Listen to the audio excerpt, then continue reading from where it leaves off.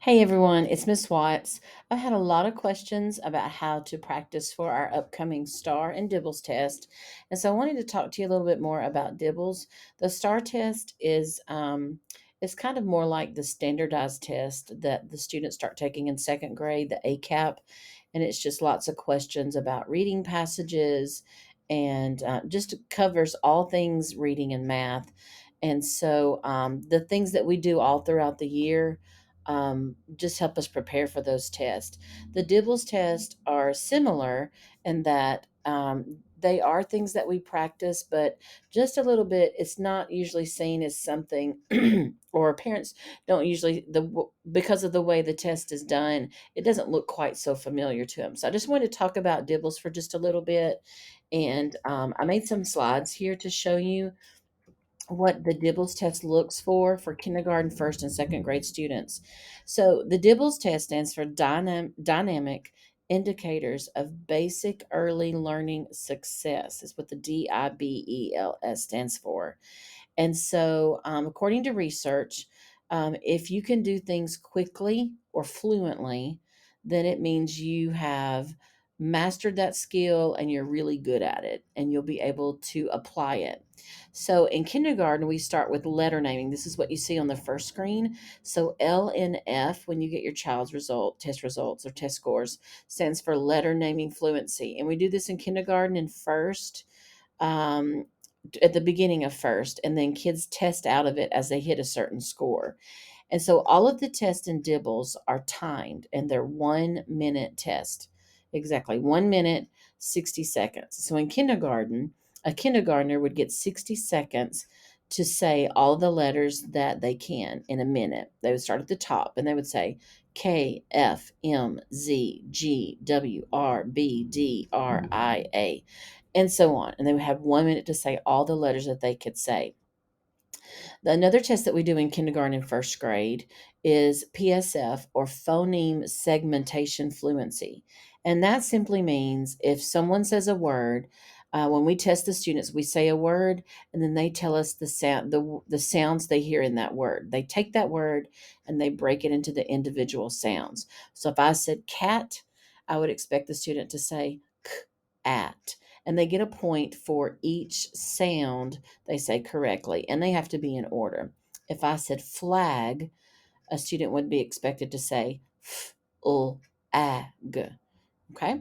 If I said scrunch, they would be expected to say sk nch.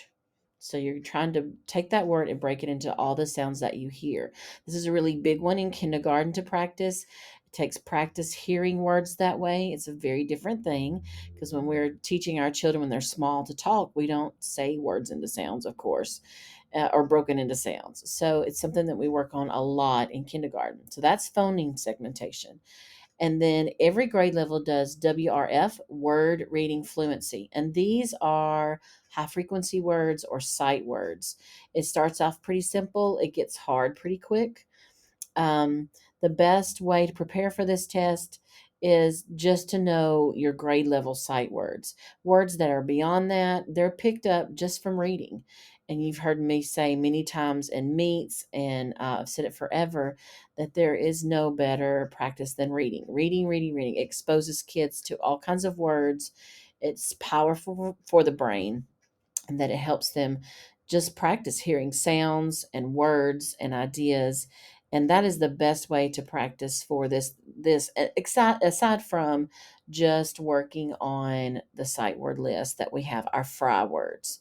But really reading is the best thing because as you can see, it starts out, so probably those first 3 lines are going to be actually on the fried word list that your kids have learned in kindergarten, first and second. But beyond that, those are just words they're exposed to in reading. So read would be the theme of that one. And then this is the most unusual one because it's not these words, we call them nonsense words. NWF is nonsense word fluency because alone they're a nonsense word unless they're part of a bigger word. So nonsense words are They start out in kindergarten, they're just consonant, vowel, consonant, just three letters, like what you have in the first four words on this page. And then first grade, you see mostly consonant, vowel, consonant words, and then some long vowel words thrown in. But on this test, they have a minute to read as many words as they can. They get more points if they're able to read the word without having to sound it out. So we're really working on fluency here because we want them to look at that first word and say neg, not to have to go egg. If they do, that's fine. They get a point for every sound they say correctly, but they can't get a point for the whole word read. So on this test you get two scores. You get a CLS score, which is called letter sounds. So if I put this paper down in front of a child and start the timer and they say egg, then if they say egg, neg, they get 3 points. They get a point for the NEG sound because that was correct. They don't get the point for the whole word read, the WRC score, because they sounded it out first. They didn't read it as a whole word. So in kindergarten, we just want them to sound it out and then put it back together and make the word. But as they move to later first grade, that by the end of first grade and definitely in second grade, you want them to be able to lay this paper in front of them, start the timer, and it sound like this: neg, rab, het, fawn, im, sim, nen, rep, dat, tet, and so on.